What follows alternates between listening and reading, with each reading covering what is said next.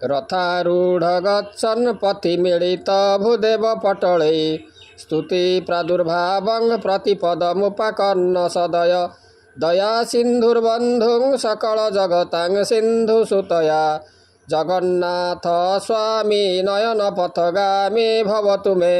नमस्कार जगन्नाथ प्रेमी दर्शक वृंद, आज अध्याय आम आलोचना करवा जगन्नाथ महाप्रभुंकर तांकर रथर नाम कहीं नंदीघोष रथ होईची। ये जो नंदीघोष रथ बड़दाण्डे जितेबाला घर घर नादरे से गड़ी चलो से भक्त मैंने सतृष्ट नयन अनै रही। से जो नंदीघोष रथ उपरे जो कला बामन को से दर्शन करेंगे रथित बामन दृष्टा पुनर्जन्म न विद्यते। तेणु तांकर जो रथरे जदि आम बामन रूपी जगन्नाथ को दर्शन करवा ताहले आमर पुनर्जन्म हेब नहीं। तेज से जो नंदीघोष रथरे महाप्रभु 16 चक विशिष्ट ये नंदीघोष रथ से विचित्र भंगी रथ निर्माण शैली रही। से अनुजाई नाम रथर नाम कहीं नंदीघोष होती।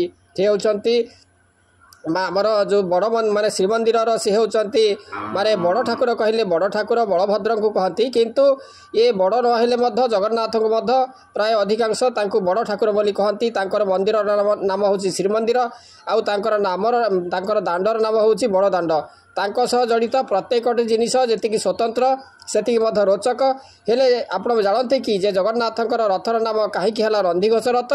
तेबे आमे चलतु से जो नंदीघोष रथ विषय आम कि जना कथा आम जाना जे दुईटी शब्दर मिलन होती आमर जो नंदीघोष माने नंदी एवं घोष माने नंदीघोष से होती नंदीघोष। नंदी होती भगवान शिवंकर वाहन जड़े नंदी जे शिवंकर वाहन आपण मैंने जानते नंदी एवं तापर घोषर अर्थ होची कौन ना गर्जन।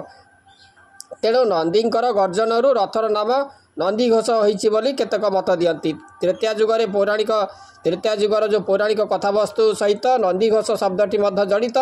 रावण विरुद्ध रे युद्ध घोषणा करने पर भगवान रामक सह थिबा जो बानर सेना एवं तांकर जो भालू माने भालू सेना माने रामंकर जो बानर एवं भालू सेना माने से युद्धर जो रणनीति से प्रस्तुत करुथांती।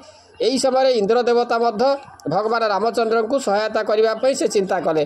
तेणु तांको रथ प्रदान कले देवराज इंद्र, किंतु रावण को परास्त करने राम पक्षे से संभव नाला।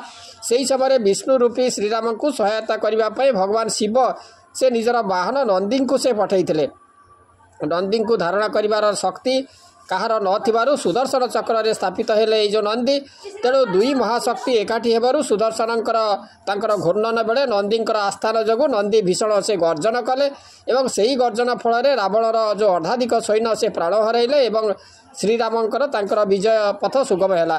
तेणु इंद्रंकर ये जो रथर नाम है जो नंदीघोष एवं रथयात्रा समय श्री जगन्नाथ विराजमान करने सह ये जो मदन मोहन विराजमान से करि।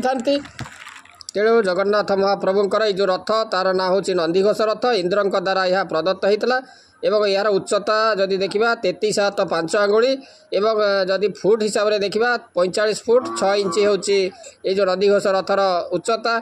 एठे माने 832 खंड काठ माने लगुला किंतु एबे कह जाउची 742 खंड काठ, किंतु ताठरो अधिक काठ ये जो रथ निर्माण रे व्यवहृत होउछ माने हेउची बोली महाराणा सेवक माने से माने कहंती।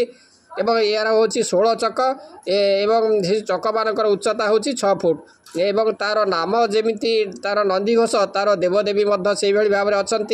रथर रक्षक अच्छा गरुड़, तापर ध्वजारे अच्छा हनुमान, तापर अधीश्वर होती स्वयं जगन्नाथ महाप्रभु एवं आयुध तांकर शंख चक्र एवं देवता माने अच्छा हनुमान अच्छा राम लक्ष्मण नारायण कृष्ण, तापर गोवर्धनधारी राघव नृसिंह एमाने अछंती। अश्व अछंती तांकर शुक्ल वर्ण रमा धड़ा रंगर जो 4टी अश्व शंख बड़ाहाक श्वेत हरिदास सारथी होचंती तांकर दारुक एवं रज्जु होचंती तांकर शंखचूड़ नाग एवं रथर मुख होची नंदीमुख। देवी होचंती जोगमाया भैरव एकपाद गर्भाधीश्वर होचंती हिरण्यगर्भ एवं शक्ति होचंती रथर विमला एवं ऋषि पटारे अछंती जो नारद देवल व्यास माने तापर शुक पराशर वशिष्ठ विश्वामित्र एवं रुद्र आदि जो अष्ट ऋषि अच्छा। कुंभरे अच्छा हिरणमय एवं द्वारफल तांकर जय विजय रोज माने नेतर जो ध्वजा होती त्रैलोक्य मोहिनी एवं नंदीघोष ये जो नंदीघोष रथ ताकू कहुए चक्रध्वज रथ कहुए गरुड़ ध्वज कहुए एवं तार वस्त्र मु कहली पीत वर्ण एवं रक्तवर्णर वस्त्र द्वारा